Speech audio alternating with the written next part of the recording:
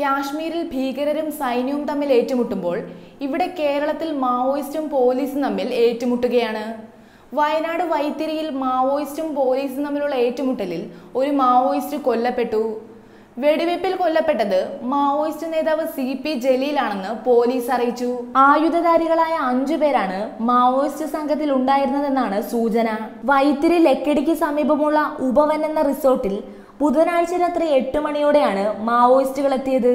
ദേശീയപാതയോരത്തെ റിസോർട്ടിലെത്തിയ 4 അംഗ മാവോയിസ്റ്റ് സംഘം പണം ആവശ്യപ്പെടുകയും പിന്നീട് ഇത് വാക്കുതർക്കത്തിലേക്ക് എത്തുകയും ചെയ്തു. ഈ സമയം അവിടെയുണ്ടായിരുന്ന ചില പോലീസ് ഉദ്യോഗസ്ഥർ മാവോയിസ്റ്റുകളെ തിരിച്ചറിഞ്ഞ് കേരള പോലീസിന്റെ സായുധ സേനാ വിഭാഗമായ തണ്ടർബോൾട്ടിനെ വിവരമറിയിച്ചു. പിന്നാലെ തണ്ടർബോൾട്ട് സംഘം എത്തുകയും റിസോർട്ടിന് മുന്നിൽ മാവോയിസ്റ്റുകളും തണ്ടർബോൾട്ട് സംഘവും തമ്മിൽ വെടിവയ്പ് ആരംഭിക്കുകയുമായിരുന്നു. വെടിവയ്പ് പുലർച്ചെ 4:30 വരെ നീണ്ടുവെന്ന് പോലീസ് പറഞ്ഞു.